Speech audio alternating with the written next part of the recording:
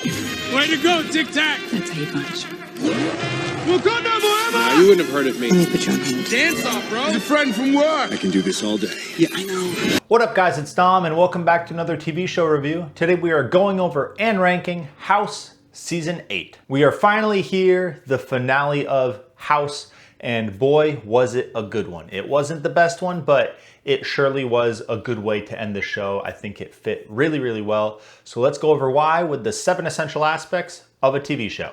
The first essential aspect is plot. So obviously this is the final season of House, so they had to kind of use this plot to wrap everything up, and they definitely swung for the fences. They had a lot of different plot points that they had to wrap up, and honestly I think they did pretty well. There was some speed bumps, some stuff that I didn't completely agree with, but for the most part they definitely knew how to end it off with a way that the audience is satisfied, that still makes sense for the type of characters and the type of story that was going on.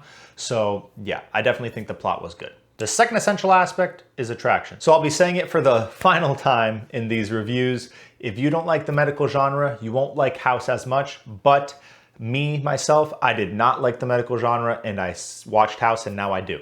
It is one of those where it eases you into it. They know what they're doing. They know the audience obviously doesn't all like medical genres, so they tried to make the series in a way where everyone can enjoy it in their own way. So I do recommend, even if you don't like the medical genre, to try watching this show. Trust me, you will enjoy it. So I definitely think the attraction is there, but you guys let me know after you watched it what you thought of it. The third essential aspect is dialogue. Honestly, I feel like the dialogue is better in this season compared to others, simply because there was higher stakes. I mean, it is the final season. They had to go off with a bang. There's obviously travesties that are supposed to come because it's the last season. They have to figure out a way to end it off in a good way. And the dialogue that presented between characters like House and Wilson, like Foreman and House, like Chase and anyone else on the team, they were deeper conversations. They were conversations that mattered more, especially in the last episode. There was a lot of good dialogue there between House and, I'm not gonna spoil, but others.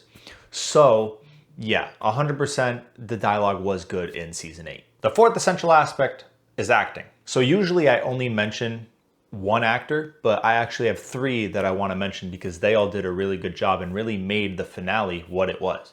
So first, obviously, Hugh Laurie, who played House. He's played House all these 8 seasons for these 8 years, and he's done spectacular every single season. So of course, for the last time, I do have to mention, he is fantastic. He made the character who it is. He portrayed him perfectly to a T, and I could not imagine anyone else playing Dr. Gregory House other than Hugh Laurie. Also, Robert Sean Leonard, who played Dr. Wilson, House's best friend, and he's always had somewhat of a big role throughout all these seasons, but I feel like because of the actual plot of this season, he was definitely one of the main characters, and he was the one to watch for. He did a really good job of showing his emotion, of showing what has occurred and why, and being Dr. Wilson. He did a really good job and really convinced me of his role in this season. And finally, Jesse Spencer, who played Dr. Chase. Now, he's also been in this series since season 1. He's been an original cast member, and he did a really good job through a lot of the seasons. I even mentioned him in a few other seasons for ones that he was in particularly better, but this one 100% I had to mention him. I feel like his character had a lot more stakes in this final season than some of the other characters had, and that caused him to really up his level of acting and really show everyone who Dr. Chase is. And he did a really good job, really made the character who it was in this last season, and went out with a bang. The fifth essential aspect is cinematography. So as always, the visuals aren't anything special, but they don't need to be. There's no reason to go all out. The visuals are just as good as they need to be. And I mean, the only thing I guess I could mention for visuals is the actual surgeries and the internal organs, making everything look realistic and not just fake. But when it came to the emotional side, this season definitely had me. This is the first time where I actually felt extreme emotion when it came, especially to the finale. Yes, that is because I'm emotional.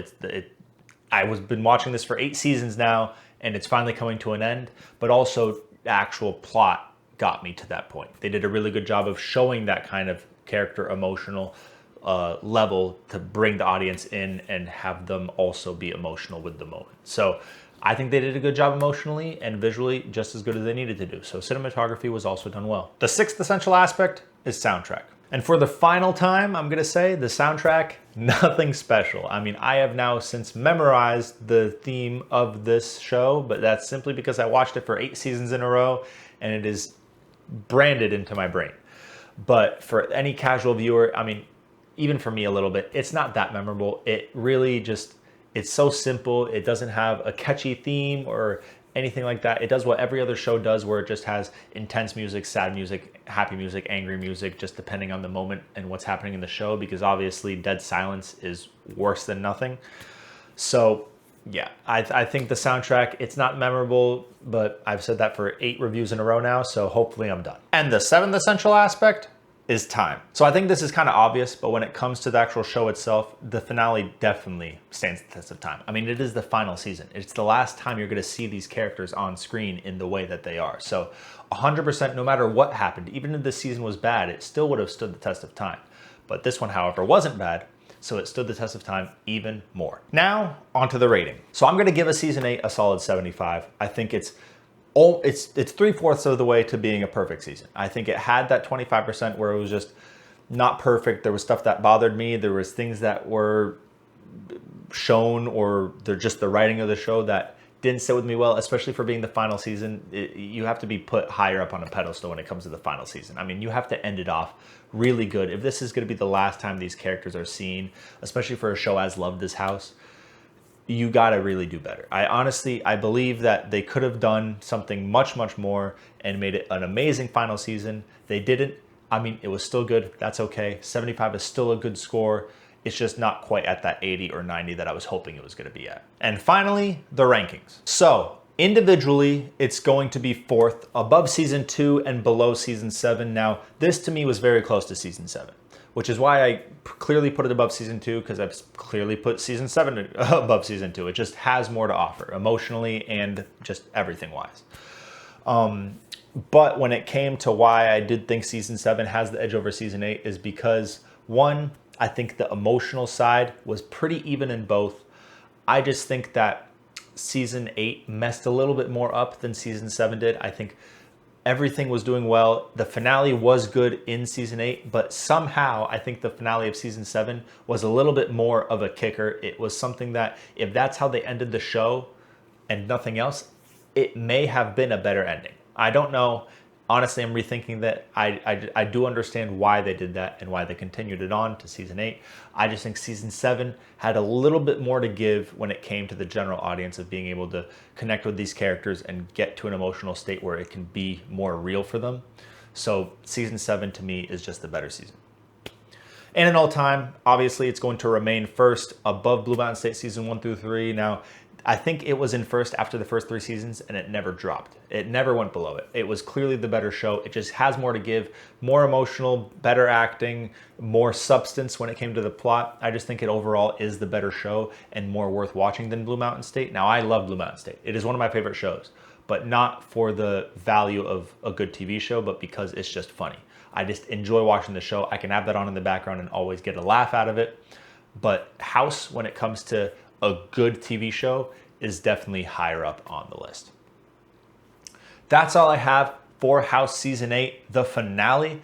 If you guys enjoyed this review or any of my House reviews, make sure to leave a like and subscribe, and make sure to comment what movie or TV show you want me to review next. If you want to see someone that does something very similar, he just sticks to movies, he doesn't do TV shows like I do, check out my best friend, Mr. Majoritarian. He does the same thing I do with all the rankings and everything, except he has 2 different lists he ranks on. One is entertainment and one is cinematography. So if that's something you think you might enjoy, definitely go check him out. His link will always be in my description. And I hope you guys have an amazing night. Peace out.